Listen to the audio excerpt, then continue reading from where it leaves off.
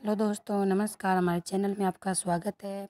हम UGC net JRF की तैयारी कर रहे हैं, वो भी हिंदी सब्जेक्ट से। हमारा टारगेट है जेआरएफ क्लियर करना।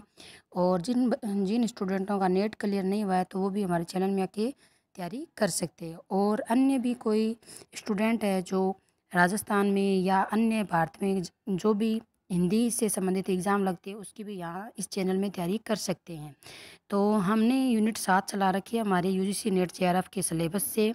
उसमें हमने अनेक कहानियाँ पढ़ी है, जिनमें प्रेमचंद पूर्व और प्रेमचंद युगीन। आज हम पढ़ेंगे प्रेमचंद हिंदी कहानीकार, और उसके बाद इससे संबंधित जो कहानियाँ हैं वो हमें पढ़ेंगे। तो चलो हम पढ़ते हैं प्रेमचंदोत्तर हिंदी कहानीकार। इस काल में कहानी पुरानी परंपराओं इस काल में कहानी की पुरानी परंपराओं के साथ नई परंपराओं का उदय और विकास हुआ। मित्रों, पहले प्रेमचंदोत्तर पूर्व पहले क्या हुआ था, पुरानी परंपराओं पे कहानियाँ लिखी जा रही थी, यानी जो परंपराओं से चलती आ रही थी उन कहानियों पे विशेष ध्यान दिया जा रहा था, उन पे कहानियाँ लिखी जा रही थी। लेकिन प्रेमचंदोत्तर के बाद जो कहानीकार थे, उन्होंने नई परंपराओं को इसके साथ जोड़ के कहानियाँ लिखने स्टार्ट कर दिया था। तो इस काल में इन कहानियों का उदय भी हुआ और इनका विकास भी हुआ। विकास का मतलब धीरे धीरे इनमें परिवर्तन होने लगा और निखार आने लगा इन कहानियों में।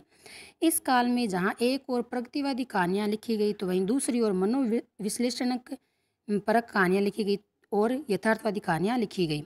इस काल में जहाँ प्रगतिवादी कहानियाँ लिखी जा रही थी, यानी कहानियाँ वो जो प्रगति और लिखी जा रही थी और मनोविश्लेषण परक कहानियाँ लिखी जा रही थी। प्रगतिवादी कहानीकार और मनोविश्लेषणवादी कहानीकार दो दे रखे हैं, यहाँ हम दोनों के बारे में चर्चा कर रहे हैं। ये कहानीकार मित्रों हर एग्जाम में क्रम वाइज क्वेश्चन आते हैं, उनमें पूछते हैं कि प्रगतिवादी कहानीकार कौन है, मनोविश्लेषणवादी कहानीकार कौन है। इसीलिए पहले इनका हमें ज्ञात होना अति आवश्यक है। तो प्रगतिवादी कहानीकार में पहला नाम आता है यशपाल जी का। ये बहुत ही प्रगट विख्याता रहे हैं कहानीकारों में, नाटकों में और मतलब उपन्यास के अंदर। जैसे तुलसीदास पे इन्होंने उपन्यास लिखा था, बहुत ही शानदार उपन्यास है, आप पढ़ोगे तो आनंद आ जाएगा। और ख्वाजा अहमद अब्बास ये भी कहानीकार है। और अमृत राय ये भी प्रगतिवादी कहानीकार है। मंथनाथ गुप्त ये भी कहानीकार है। कृष्णचंद और रांगे राघव ये भी बहुत अच्छे कहानीकार है। और लेखक काव्य भी इन्होंने रचनाएं की थी। श्री कृष्णदास ये थी प्रगतिवादी कहानीकार। अब हम मनोविश्लेषणवादी कहानीकार, ये वेरी मोस्ट कहानीकार है, हर एग्जाम में पूछते हैं, जिनमें जैनेन्द्र का नाम है मनोविश्लेषणवादी में प्रमुख नाम है आता है। जैसे पाजेब, इनकी कहानी बहुत ही शानदार कहानी है, मन से संबंधित है, अनुभव उन्होंने बहुत ही अपने शब्दों के माध्यम से इस कहानी में उतारा है। भगवती प्रसाद वाजपेयी और भगवती चरण वर्मा, आप इन दोनों लेखकों को ध्यान रखना है। एक तो वाजपेयी होता है, एक वर्मा होता है। क्योंकि एग्ज़ाम के अंदर जब हम क्वेश्चन आते हैं और हम उनकी पहचान नहीं कर पाते हैं कि ये कहानी या ये जो रचना आई है ये भगवती प्रसाद वाजपेयी की है या भगवती चरण वर्मा की, इसीलिए पहले ही आप इन अंतरों को ध्यान में रखना है।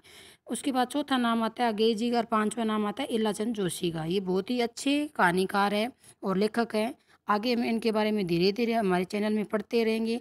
एक साथ हम कुछ नहीं पढ़ेंगे, क्योंकि एक साथ पढ़ा हुआ हमारे सर के ऊपर से जाता है, नहीं हमें याद रह पाता है। और बार बार आपको इन सब को देखना है और बार बार आप पढ़ोगे तो निश्चित ही आपका टारगेट है, जो भी जिस टारगेट को लेके आप चलते हो वो आपका क्लियर होगा। और मेरी शुभकामनाएं आपके साथ है। तो आज के लिए इतना ही दोस्तों, धन्यवाद।